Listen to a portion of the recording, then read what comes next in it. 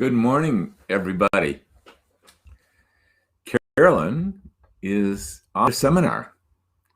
And this morning, providing I'm actually in Facebook Live, I'm unsure about that, is someone usually handles the mechanics of this.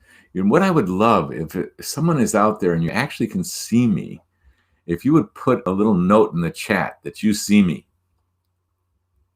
So I'll know that I am actually live before I start answering questions. What do you think? Is anyone out there? And you can put a little note in the chat saying, Dr. Rosensweet, I'm in. I'm on this. I'm going to proceed as if there are people out there because our IT team, with Carolyn gone, we didn't know whether this was going to actually take place or not. So here we go.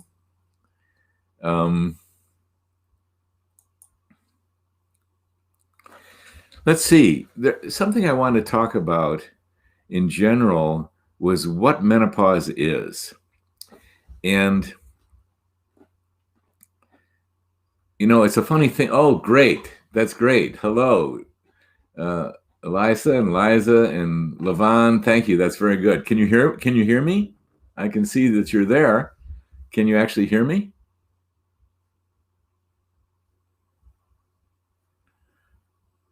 Because 3 of you have responded in this chat, but I want to know, can you hear me? You should be able to hear me.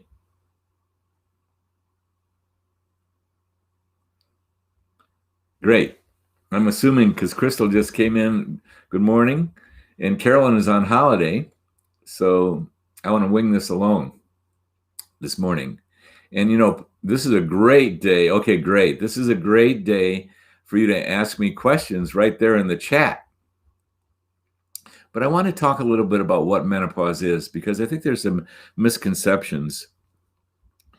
And I've said many times that a woman's hormone levels coming out of her ovary, and there's 4 of them coming out of the ovary, 4 hormone groups, estrogens, progesterone, testosterone, and DHEA, they're absolute highest at the age of 20, plus or minus 2 years. And from that moment on, those hormone levels start declining. And then there's this special decline, a cascading decline, when the ovaries stop producing hormones, 40s, in the age of 40s and 50s. But the decline continues because there still is some small amount of steroid hormones that produce. So really what we're looking at, and then a colleague of mine, one of my partners said, you know, we should rename this. It shouldn't be menopause. It should be called hormonal declinopause, because really almost all of the issues that appear are really from the decline of those hormones, and they never stop. And hormones are so powerful biochemicals that if the consequences are very high. And the great news is, for 1,000 years, human beings have figured out how to replenish hormones in women and men. And now we're at the state, a high level of elegance and excellence. We're able to test through the 24-hour urine hormone test to replenish levels. We're able to alleviate symptoms. We've got these compounded bioidenticals. They're fabulous. But I've heard this misconception from time to time. Well, I'm through menopause, or menopause was totally easy for me. I had no symptoms. And actually, 25% of women don't have symptoms. 75% do. And I always consider you to be the absolute luckiest, because you are very often inspired to go out and get help and get those hormones replenished. And yet the 25% who don't have symptoms, they think, well, what's going on with everybody else?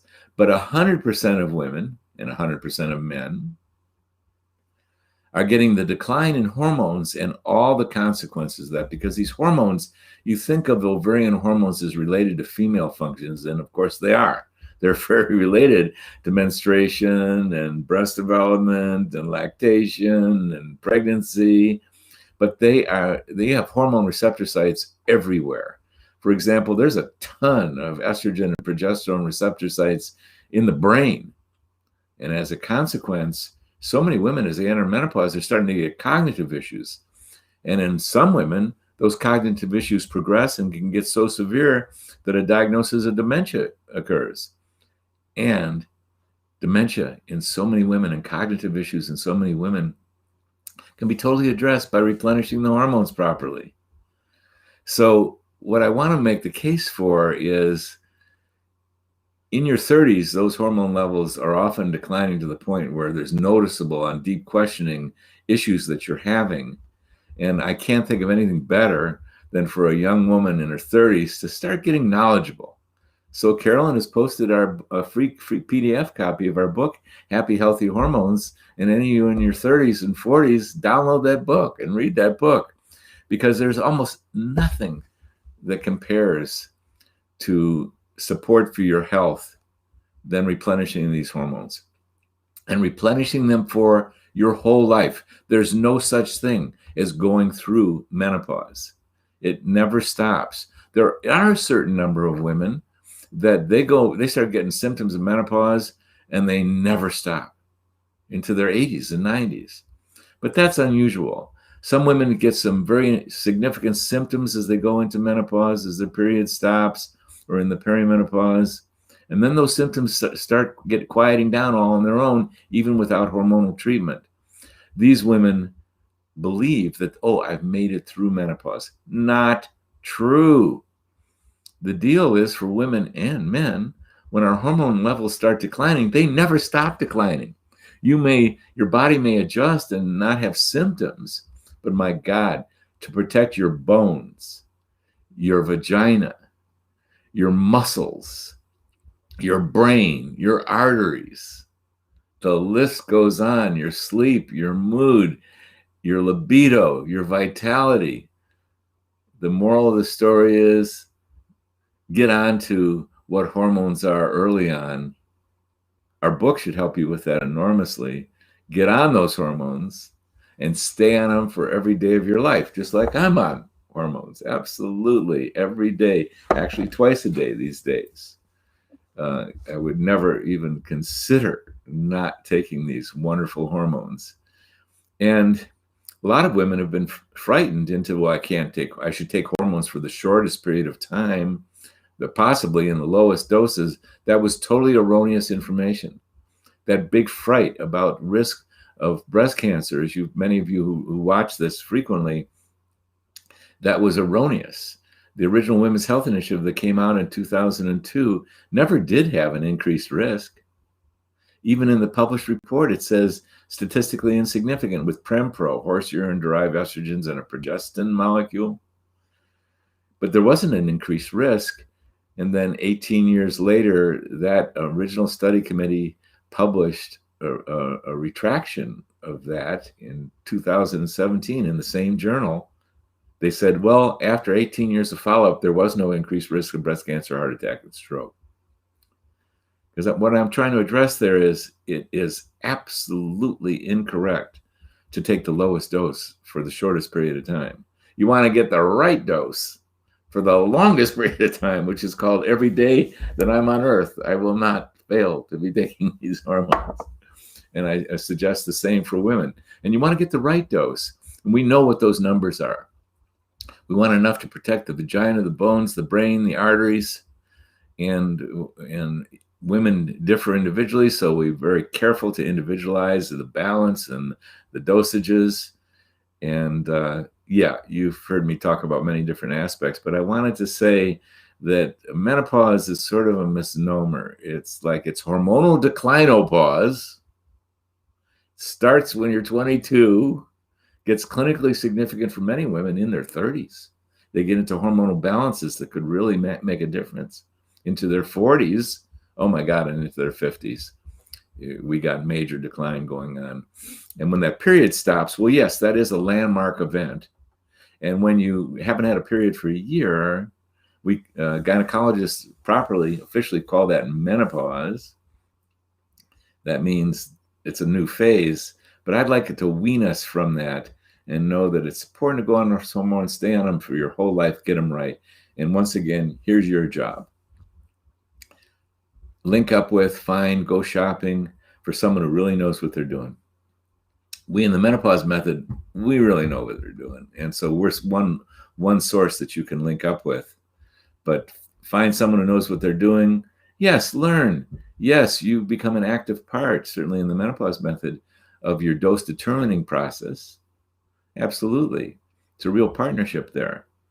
However, your main job is link up with someone who knows what they're doing. Because the Women's Health Initiative, it's stunted the whole field of treating women in menopause, scared physicians away from it. So there's very few who become expert and specialize in this. That's who you want. You want someone who is expert in specializing in this. So menopause, funny name. Our hormones decline.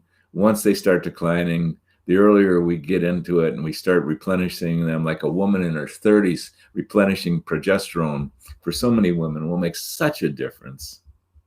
Go into my book. You'll learn, well, what should signal that replenishing. And then the estrogen is declining as well. There comes a certain point where you want to start replenishing the estrogen. And then the testosterone and DHEA are going to start declining.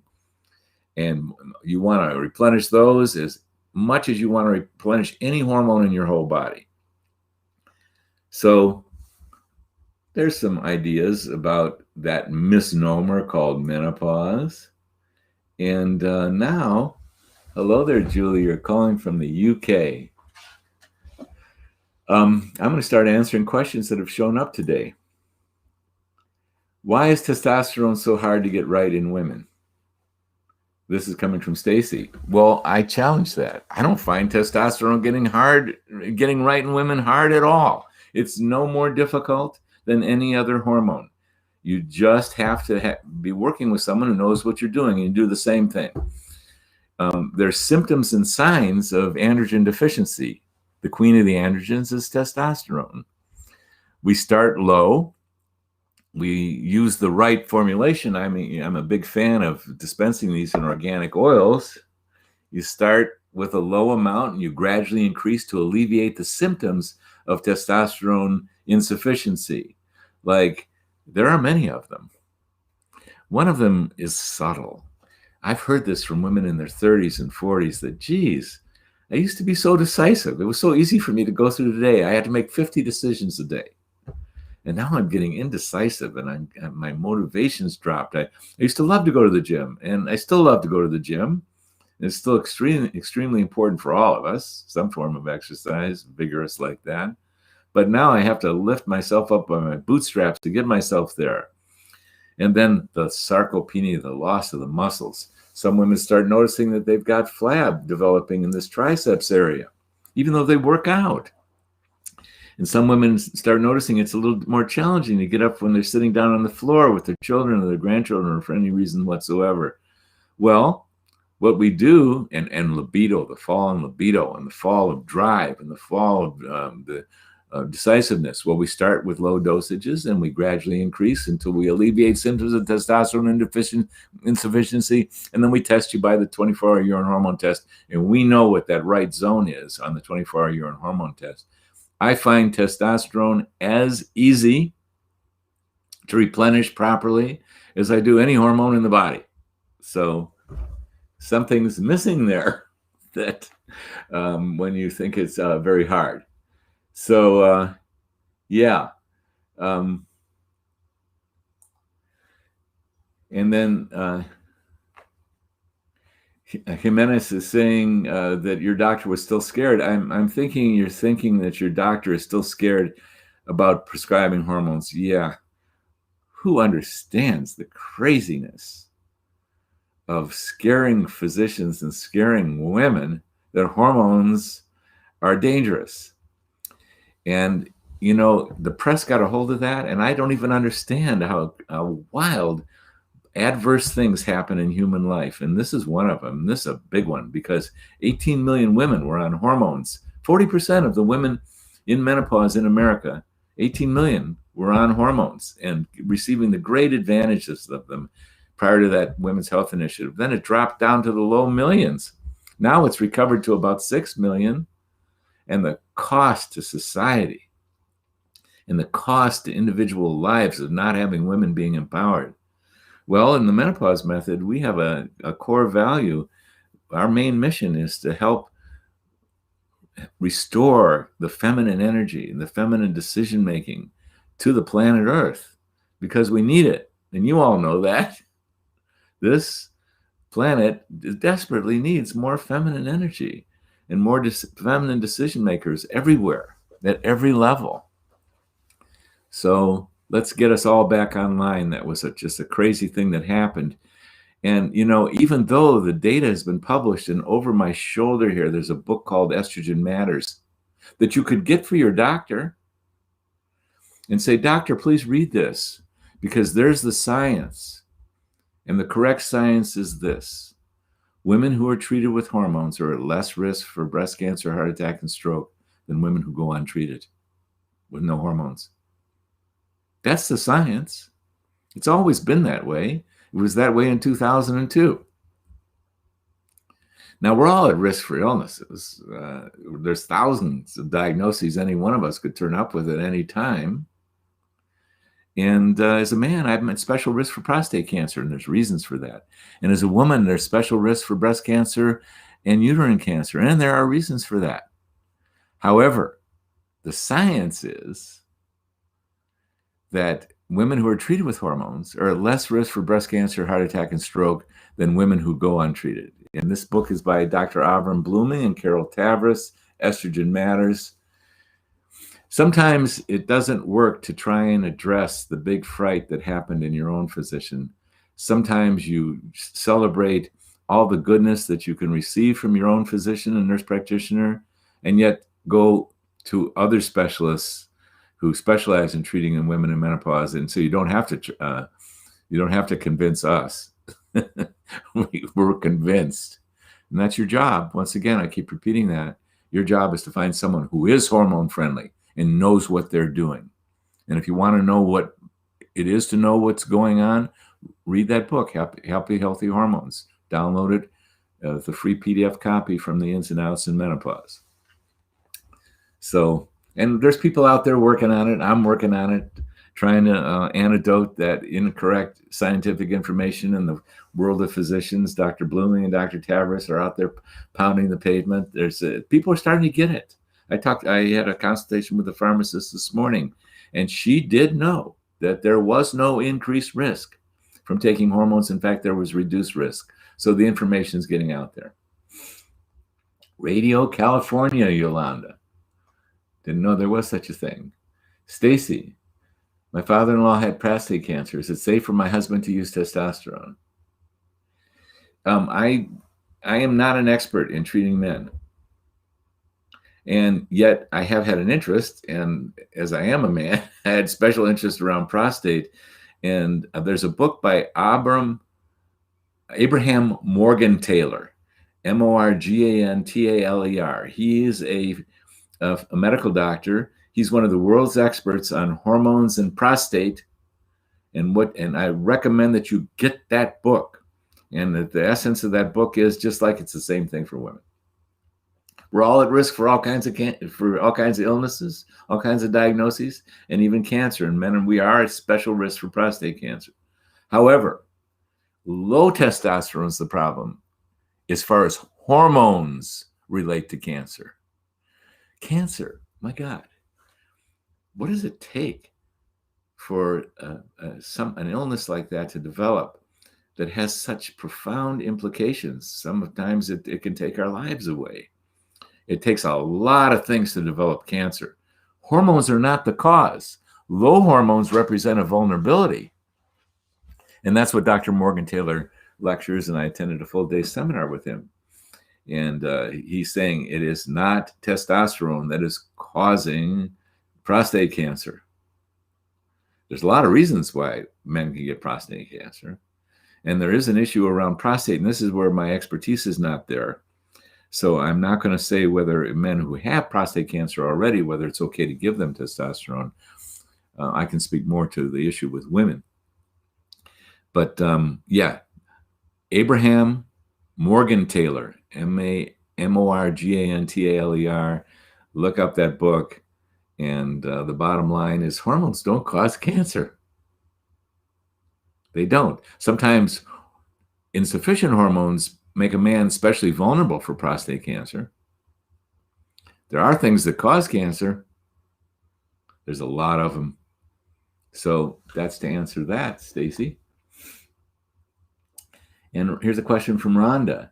I needed to hear this in my 20s, but for sure in my 30s. Now I need to share this with others. Yeah, I know. It would be so great to get this information out to women, because women are highly motivated in general to take care of yourselves. And women in general care tremendously about good health and proper weight, and you eat more carefully, and you go to gymnasiums, and there's a high level of commitment and devotion there. And those do matter. They matter enormously. And a lot of women have gone so far as to understand the importance of getting rid of toxic chemicals from their diet and from their house. And yet, equally as strong is the replenishing of these hormones. This is another thing that women, you really want to get expert at this. These hormones, as I said so many times, they're so strong, and they have so much benefit, and they have so much detriment when they're not there. So the earlier the better. And whenever you hop on, I've started treating women in their 70s and 80s to their advantage. Would I rather start treating a woman when she's at least in the perimenopause, her periods are getting erratic, and she's getting PMS and mood and sleep issues? Yeah, the earlier the better. But anywhere along the line that you can get into treatment, you can get interested in this. They all matter.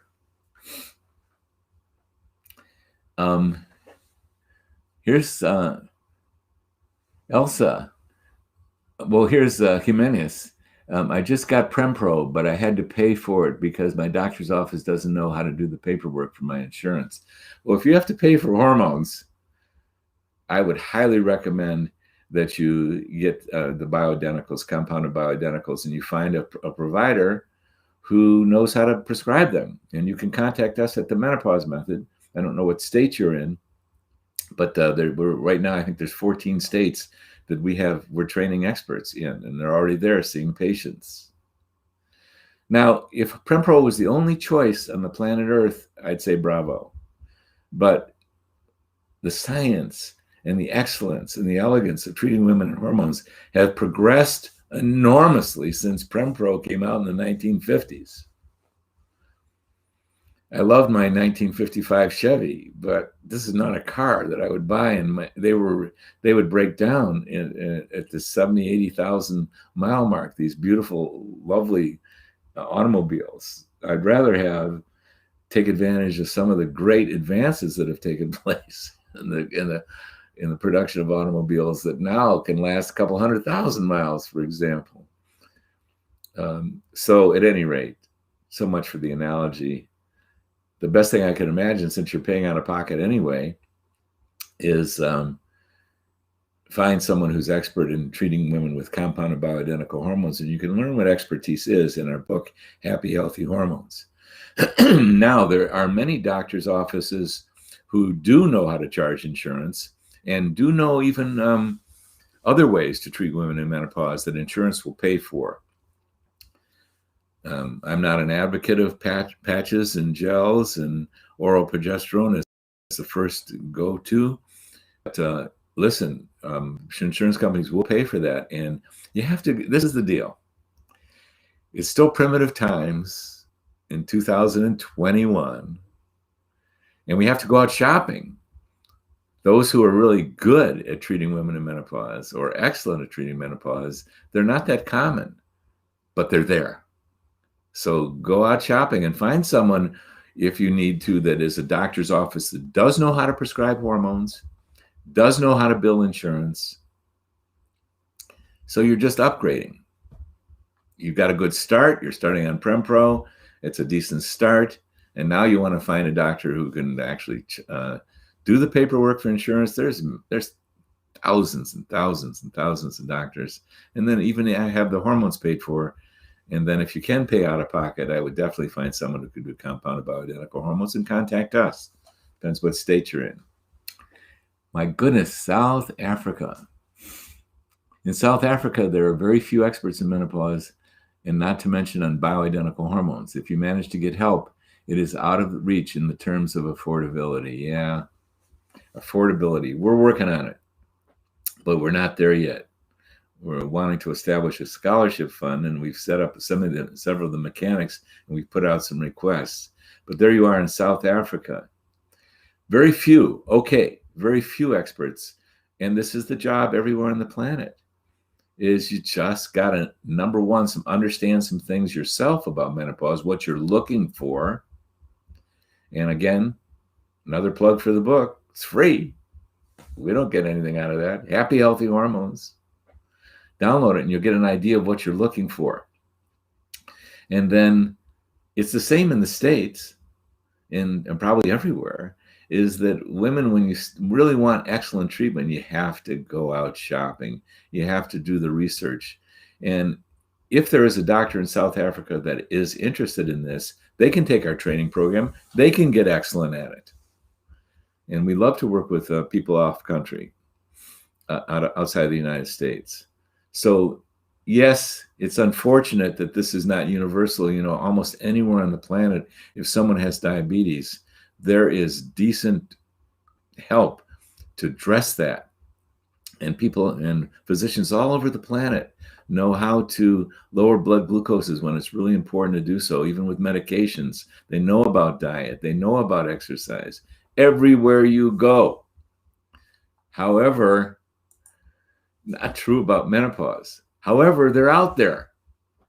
So go searching. And if you have to deal via telemedicine with someone who lives in another country, see if you can do that. But at any rate, go searching. Yolanda, if you live in Florida, you can be my patient. But if you don't live in Florida, if you contact us, we need to know what state you're in. There's 14 states that I train in. I spend most of my time training and mentoring physicians and nurse practitioners, and even prescribing compounding pharmacists and PAs, physicians assistants. And we have providers that are being trained and mentored by me in 14 states. So you can contact us through, go into our website, menopausemethod.com, and you'll see what states we're in, and you can contact us, and we'll see if we got someone that we're training in a state, unless you're in Florida, in which case you can become a patient of mine.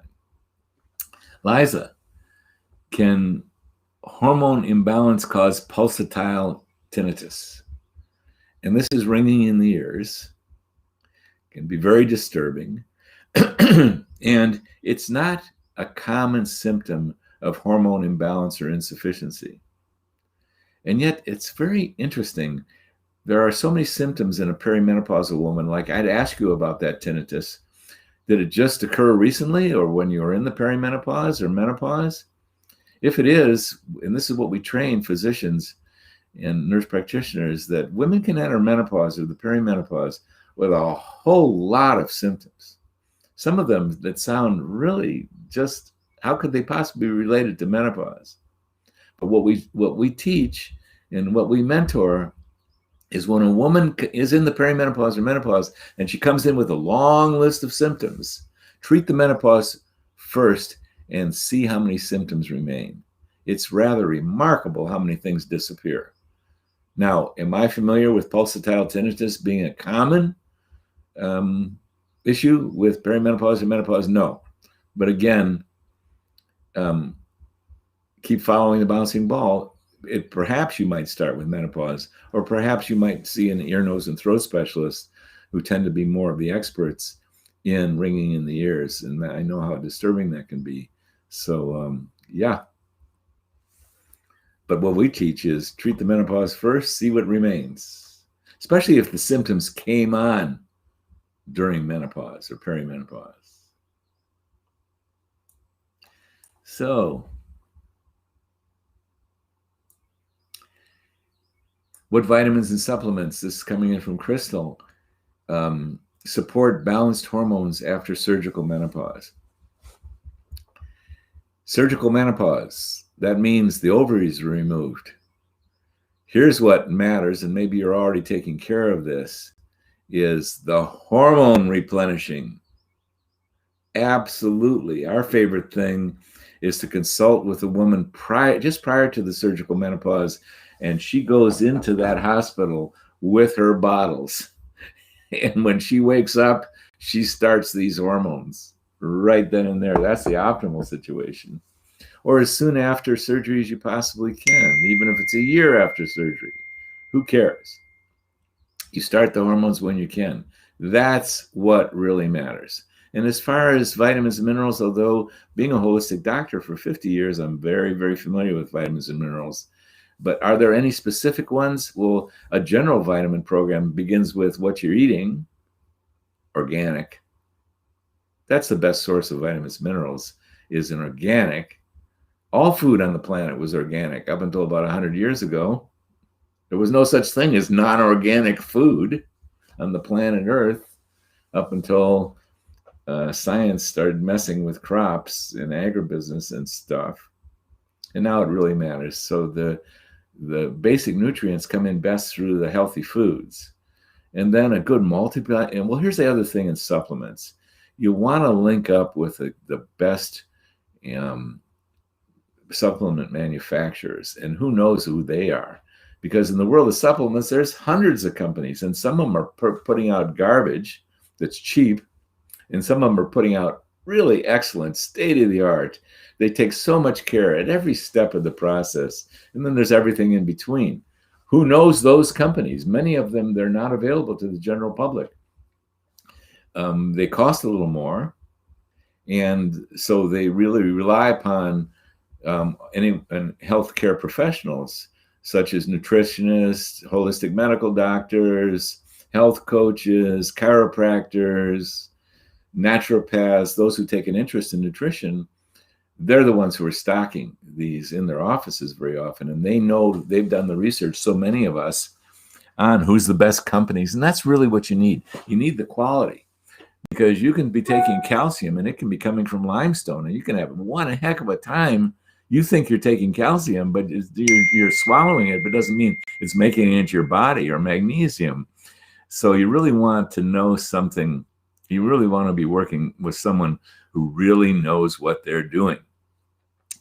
And so many healthcare professionals at every level have really taken an interest in this. They know the good companies, and they've stocked this stuff in their offices, very many of them. That's what I'd recommend. And then a good multiple, a good antioxidant, lots of vitamin C, adequate, proper amount of vitamin D. You want to get that one right.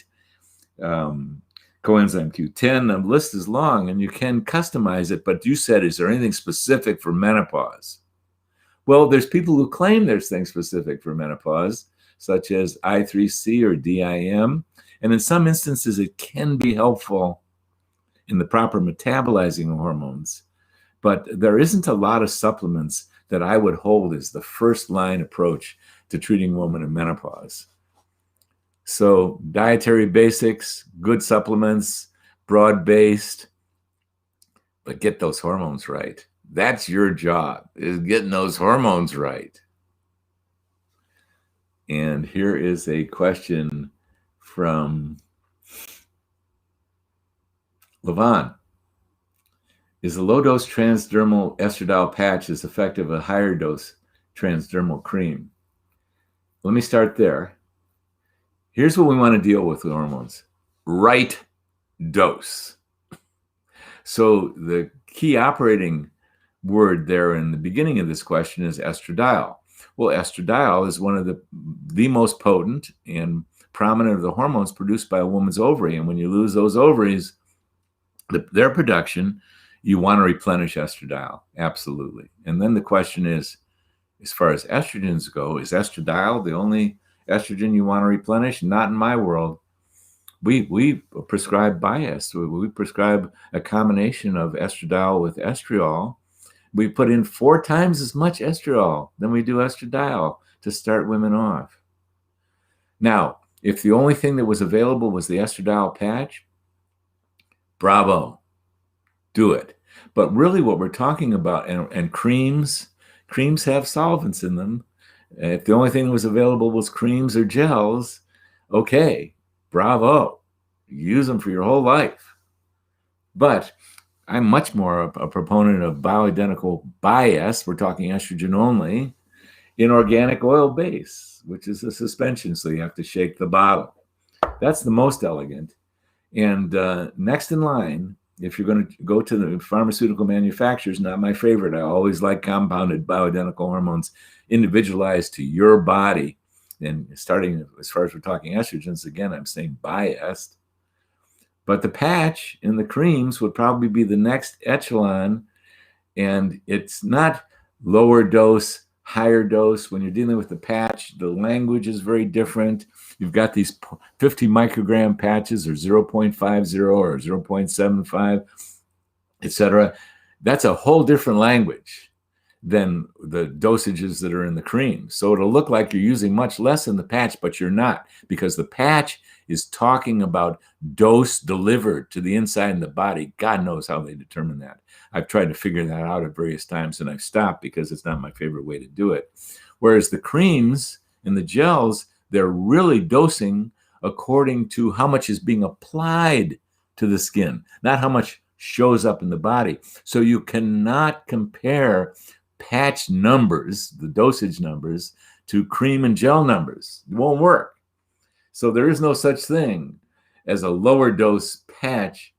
There's all kinds of dosages of patch, including patches that are too strong, even though they're measured in micrograms, to a higher dose cream or gel. It's deceptive. It's the language. The gels and creams, once again, are talking about dosages applied to the skin. And when you apply something to the skin, it works fabulously.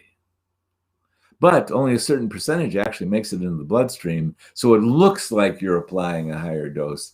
But here's the bottom line: right dose. And ultimately, those dosages of estrogen you're taking should be alleviating symptoms of estrogen insufficiency. And then ultimately, you should be tested by 24-hour urine hormone test only, no other hormone test, none, including the 5-point urines, etc. And we know the numbers. There's a range in which women really have optimal dosages. Some women, they need a lower amount of estrogen. Some women need a higher amount of estrogen. We want all women in a safety range. Lower than too low means you're not protecting the bones and vagina, bottom line. We know what that number is.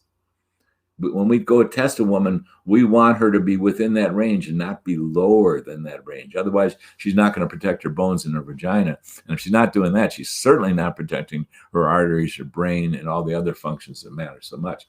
We don't want her too high.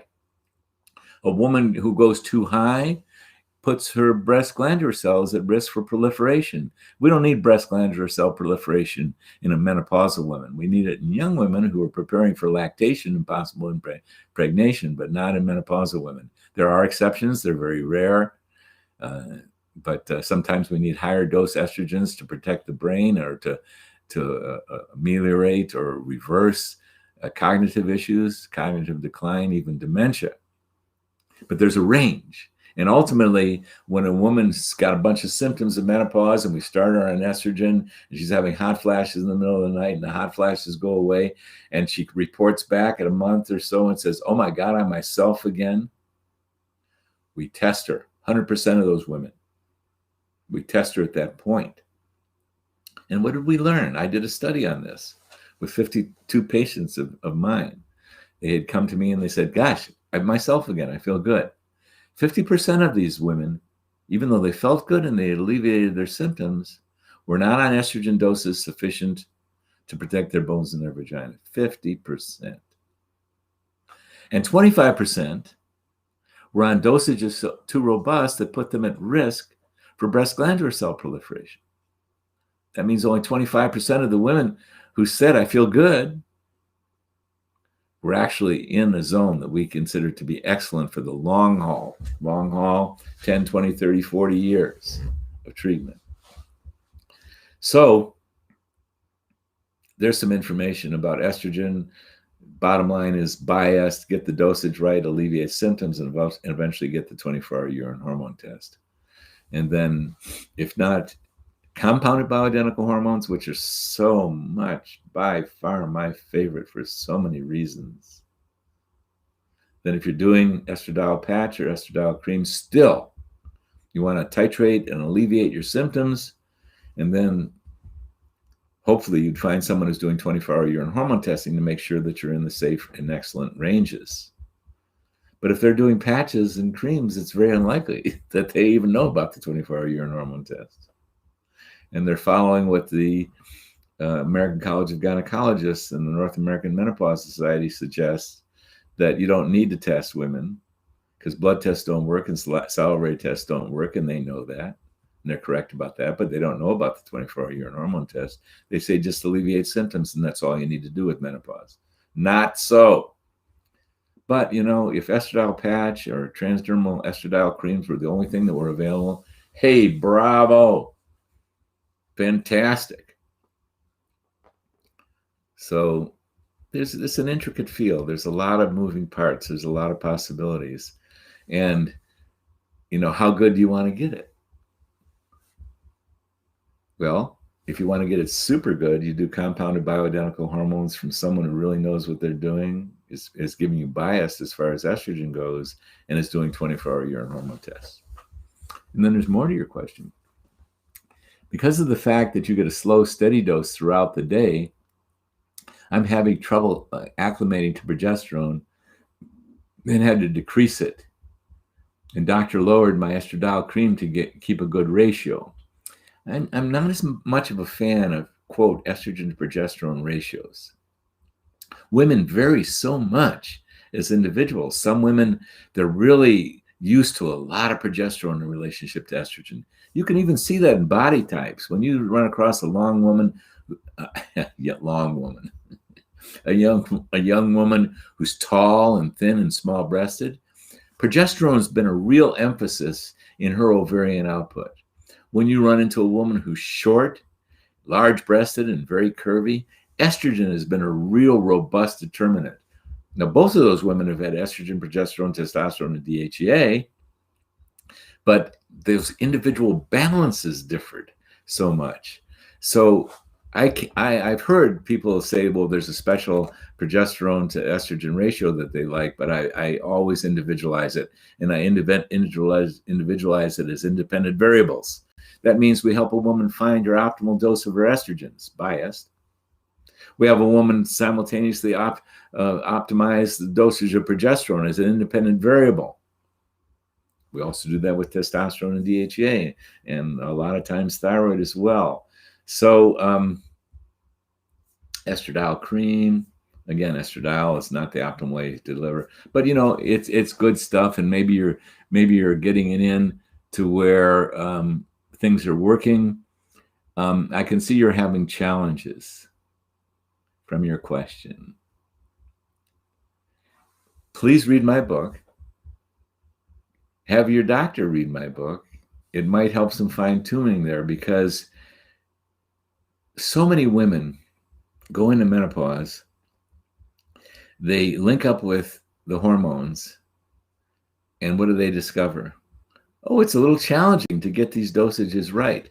What we do in the menopause method, we tell women that the first year is a very time-intensive year, no matter when you're starting in the perimenopause. In fact, when a woman becomes a member of the menopause method, part of the membership is they get unlimited consultation, because we know it's going to take between 6 and 20 hours in the first year to help dial her in, to adjust the dosages, to ultimately test her. Most women are dialed in, so to speak, with the optimal dosages of these hormones by 4 months, but not all women. Once you get that first year under your belt and you really get that balance right and you test out right, from that point on, it's a cruise. In the menopause method, we see you once a year for usually an hour and sometimes 2 hours maximum, because we don't have to tweak things very much.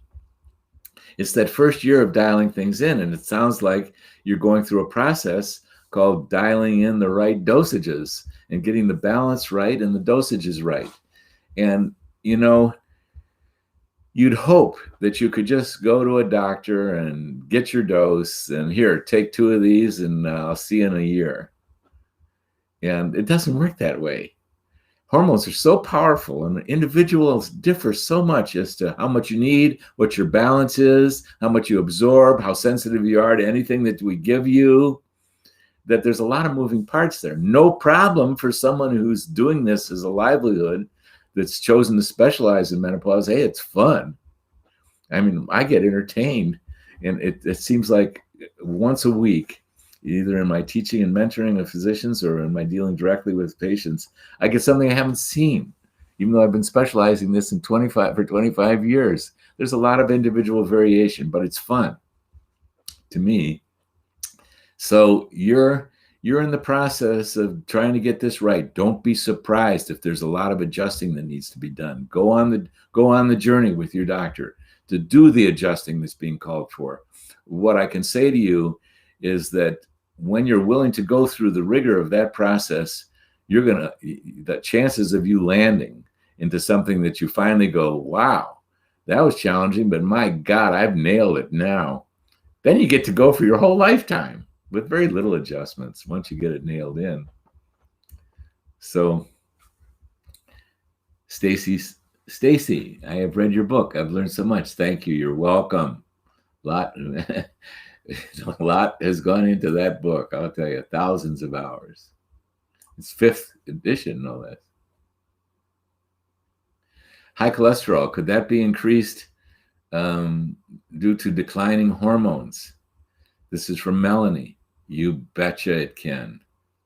These hormones are so interrelated and they're so powerful. So let me give you one example.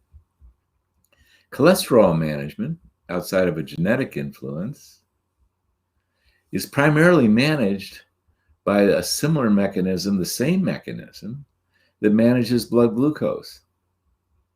Glucose is a powerful rocket fuel.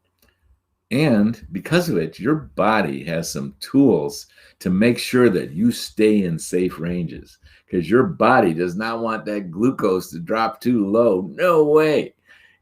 Because you can faint, you can go unconscious if the glucose drops way too low. You get to leave the earth. But we're protected, so that isn't going to happen. And your body does not want too much glucose. Too much glucose in that bloodstream over a period of time, it does a lot of damage. That's what diabetes is about, the elevated blood glucose. So your body's got this exquisite glucose regulating mechanism.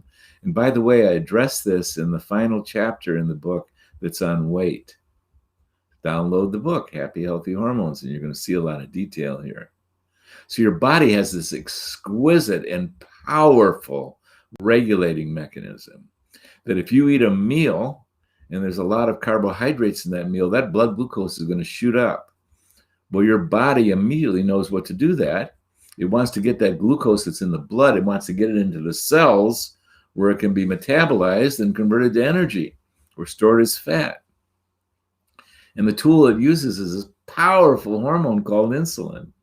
So you eat you drink a Coca-Cola, God forbid, and that blood glucose shoots up so high. Well, your body shoots out some insulin, and that insulin really facilitates the traveling of the glucose out of the blood into the cells, and the blood glucose returns to normal.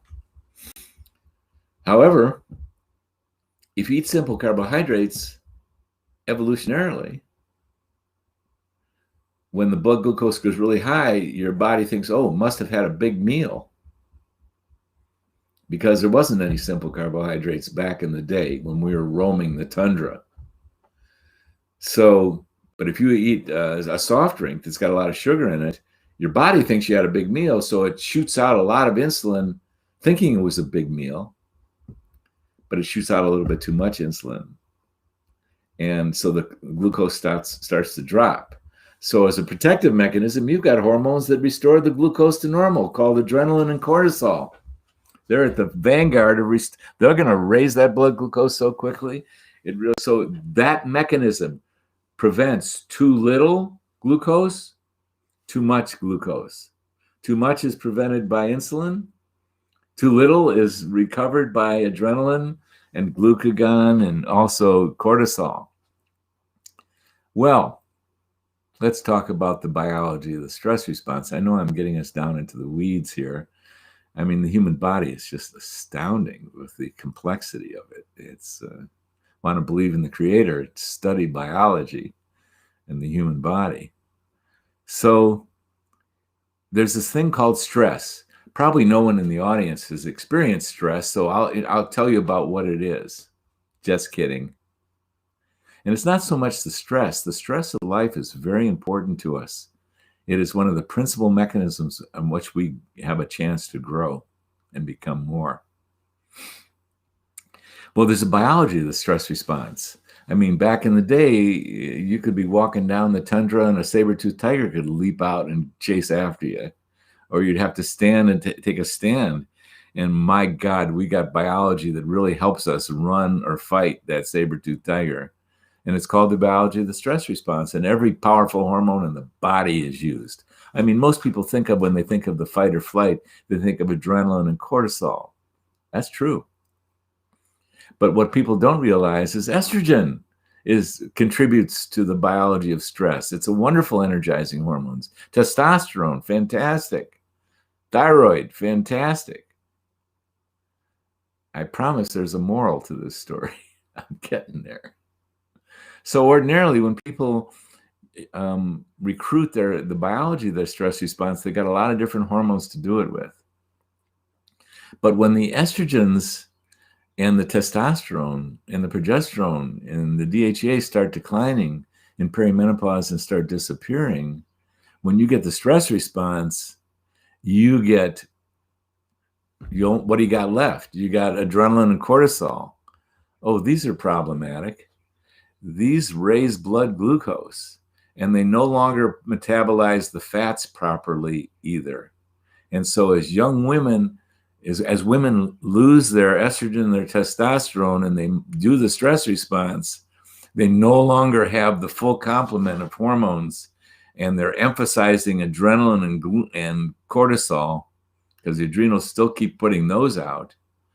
And those are recipes for insulin resistance. And you start messing with the insulin regulating mechanism, and you start messing, because that's also related to how you manage fats, you're going to see a rise in the cholesterol. So I apologize for the complexity, but that's the way it is. The moral of the story is this: as you start losing your estrogens and your androgens, replenish them so they can be around to do their normal function. And also, the body doesn't have to rely so heavily on adrenaline and cortisol for the stress response, which are insulin resistance producers for reasons. And that's going to make you gain weight, and that's going to also elevate your cholesterol. So the moral of the story is, at the midlife mileage point, rebalance these hormones, and don't forget about thyroid, because that can also relate to the metabolism and to cholesterol. So what's happened by midlife is you've got depletion of hormones, especially the ovarian hormones if you're a woman, and a lot of you have depletions in thyroid hormones. So part of the menopause method is we pay a lot of attention and detail to thyroid, because it may not, very few have thyroid illness, but so many women have depleted thyroid hormones so that they're functionally hypothyroid. So we get them all right. And that's your antidote. And thyroid can be a very important part of it. Back in the day, there was none of the sophisticated thyroid tests when I was in medical school. But one of my professors said, you can learn about whether someone's thyroid is hypothyroid just from their symptoms and your physical exam. He says, if you think you need to test, go ahead and do a blood cholesterol, because what's going to happen when they get hypothyroid, there's cholesterol is going to go up. Excuse me. That's why I'm bringing in not only the ovarian hormones related through the insulin glucose regulating, which also plays into how you manage lipids when your cholesterol goes up in the perimenopause and menopause, but also thyroid. Deep breath. All these things, they all come down to the same thing. Eat right, develop some tools to deal with the emotional and nature and mental nature of stress.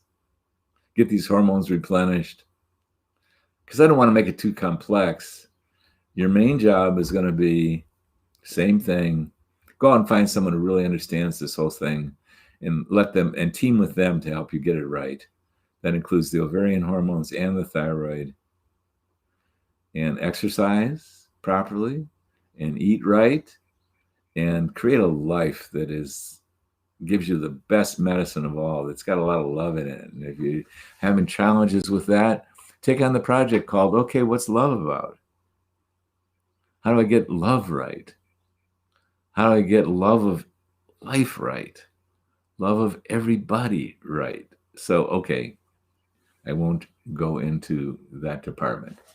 And you know what? My goodness, it's Thursday, and our Facebook Live is coming to an end. I'm going to answer one more question, then I'm going to sign off. And again, I'll be here doing this alone, or I might bring in a guest on Tuesday, and then Carolyn returns next Thursday. Hello to you, Carolyn, out there, if you're watching this. And let's see.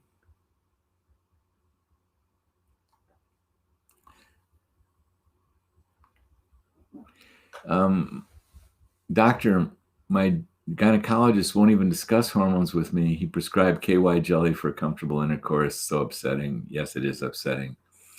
I love gynecologists. I'm a medical doctor, and I used to deliver babies, and they're obstetricians and gynecologists, and they have helped me in so many ways. And they have expertise in delivering babies and doing a lot of procedures, including some surgeries that are life-saving. That's their expertise. That's why they went into it. There's a few of them, but I find them to be very rare, that really had an interest in hormones. And so many physicians and nurse practitioners of all stripes, including gynecologists, got freaked out when the Women's Health Initiative falsely claimed in 2002 that hormones could cause increased risk of breast cancer. And so they stopped or didn't embark upon any study of hormones.